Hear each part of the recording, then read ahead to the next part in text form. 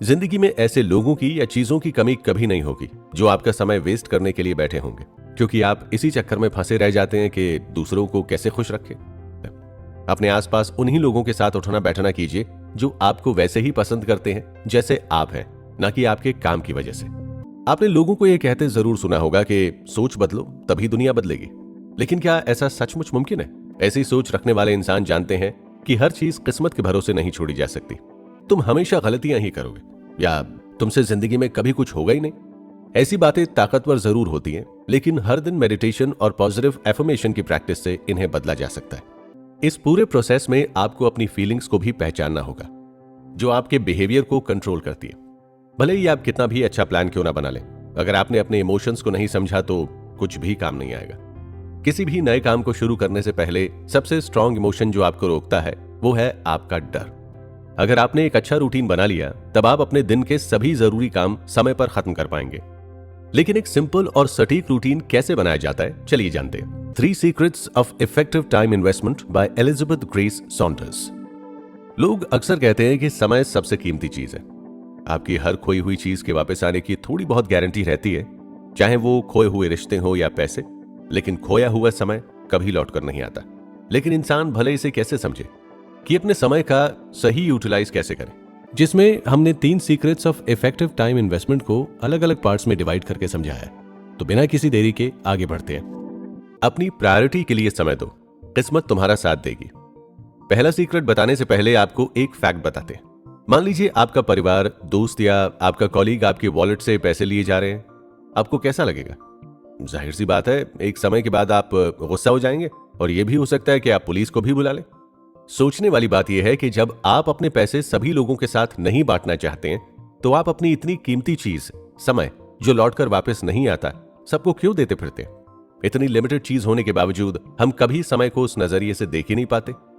एक रिपोर्ट में बताया गया है, एक आम भारतीय अपने पूरे दिन में 2 घंटे से भी ज्यादा समय सिर्फ सोशल मीडिया पर बिताता है। जिंदगी में ऐसे लोगों की या चीजों की कमी कभी नहीं होगी जो आपका समय वेस्ट करने के लिए बैठे होंगे। अगर आप इन चीजों से बचना चाहते हैं तो अपना समय किसी सही जगह पर इन्वेस्ट करना सीखना होगा, और इसके लिए अपनी प्रायोरिटी का पता लगाना पड़ेगा।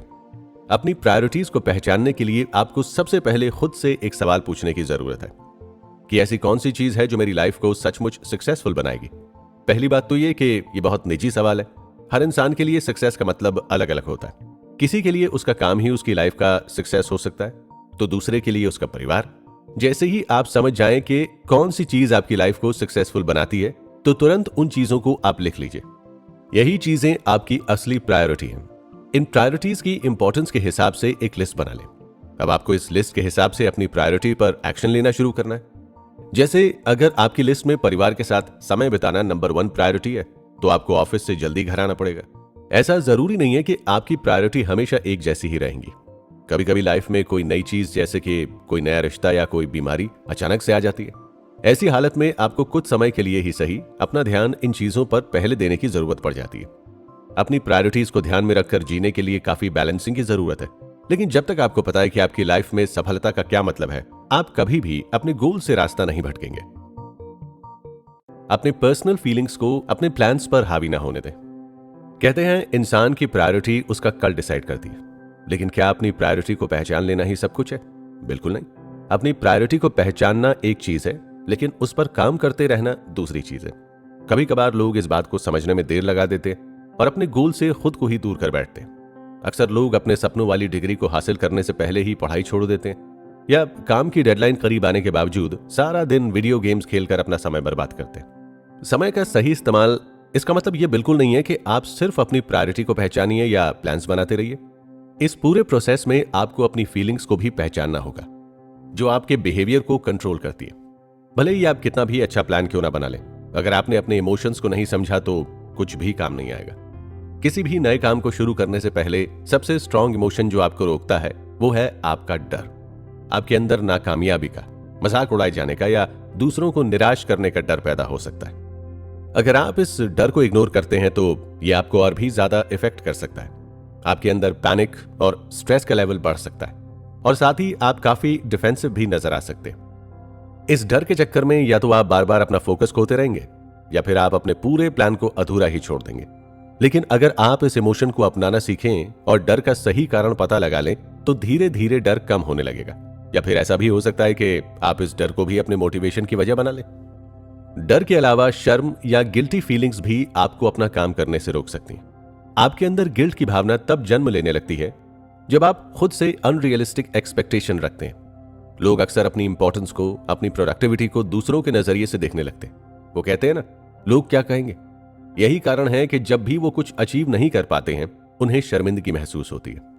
ये इमोशंस आपके समय से जुड़े निर्णय की ताकत को खत्म कर सकता है, क्योंकि आप इसी चक्कर में फंसे रह जाते हैं कि दूसरों को कैसे खुश रखें। शर्म और गिल्ट से डील करने के लिए सबसे पहले तो इन्हें अपनाना सीखें।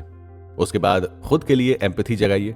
फिर समझने की कोशिश कीजिए कि किन चीजों के लिए आप सच में रिस्पॉन्सिबल हैं। अपने आसपास उन्हीं लोगों के साथ उठना बैठना कीजिए जो आपको वैसे ही पसंद करते हैं जैसे आप हैं, ना कि आपके काम की वजह से।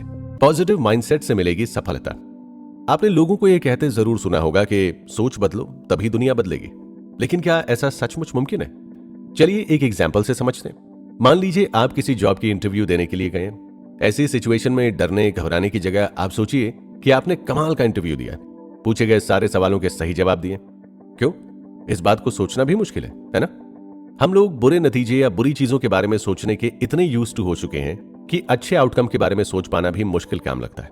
लेकिन अच्छी बातों की पॉसिबिलिटी भी उतनी ज्यादा है जितनी कि बुरी चीजों की। इस बात को ध्यान में रखते हुए हमें पॉजिटिव चीजों के बारे में ज्यादा सोचना चाहिए।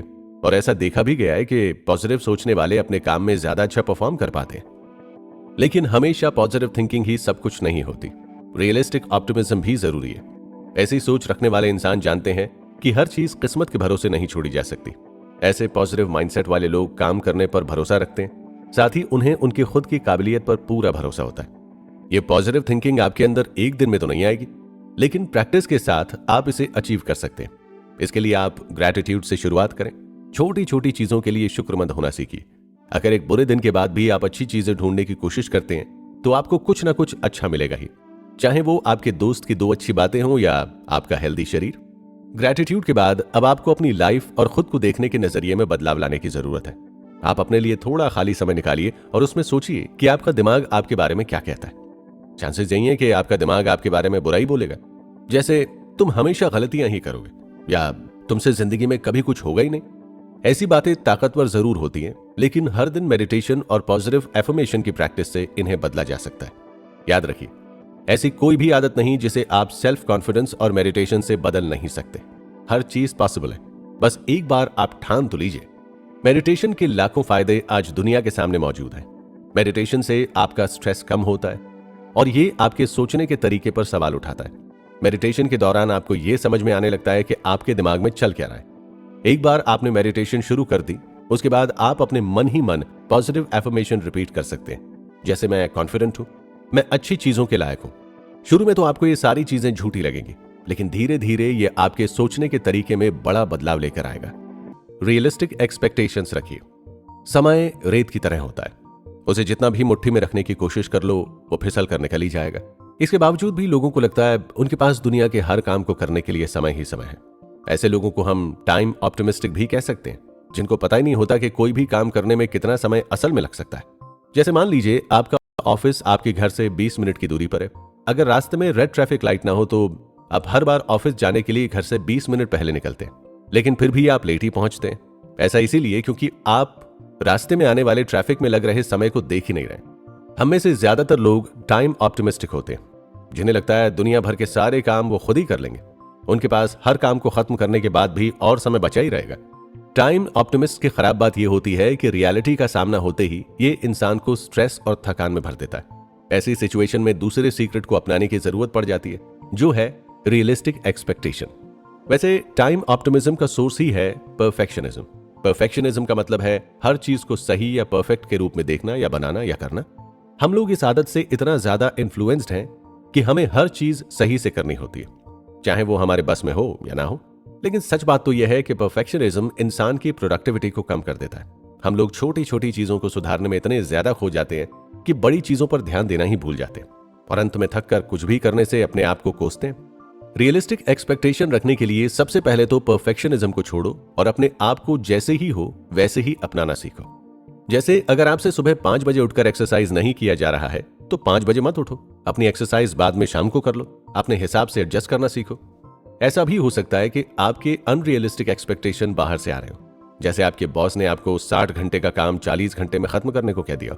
ऐसे सिचुएशन में पहले ना बोलना सीखिए या फिर अपनी दिक्कत को सामने वाले इंसान से डिस्कस कीजिए।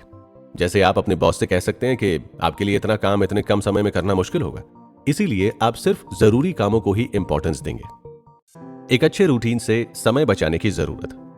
फेसबुक एग्जीक्यूटिव शेरिल सैंडबर्ग दुनिया की सबसे बिजी औरतों में से एक मानी जाती हैं। फिर भी वो हर दिन ठीक शाम 5:30 बजे अपने ऑफिस से निकल जाती हैं ताकि वो 6 बजे तक अपने घर पहुंचकर अपने बच्चों के साथ डिनर कर सकें। इससे पता चलता है कि शेरिल के लिए उनका परिवार उनके एक्शन बेस्ड प्रायोरिटी में आता है, जिसके लिए वो एक अच्छे रूटीन की मदद से एक्शन ले पाती हैं। एक अच्छा रूटीन एक अच्छे टाइम मैनेजमेंट की चाबी है। ये न सिर्फ आपको थकावट से बचाता है, बल्कि आपके जरूरी चॉइस को एक लिमिट में बदलता है ताकि आप शांति से जरूरी चीजों के ऊपर ही कॉन्सेंट्रेट कर सके।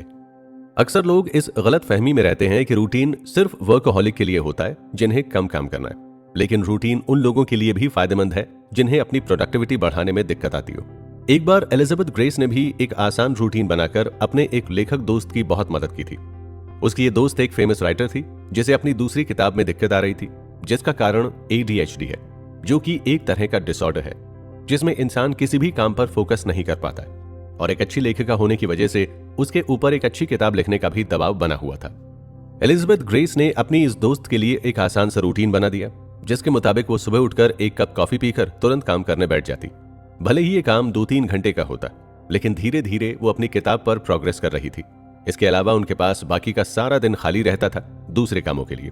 ऐसा बिल्कुल मुमकिन है कि आपके लिए रूटीन एक नेगेटिव चीज हो सकता है बचपन में आपको बहुत स्ट्रिक्ट रूटीन फॉलो करने को कहा जाता हो, या आपको लगता हो कि रूटीन से इंसान की क्रिएटिविटी मर जाती है, लेकिन असल में इसका उल्टा है। अगर आपने एक अच्छा रूटीन बना लिया, तब आप अपने दिन के सभी जरूरी काम समय पर खत्म कर पाएंगे।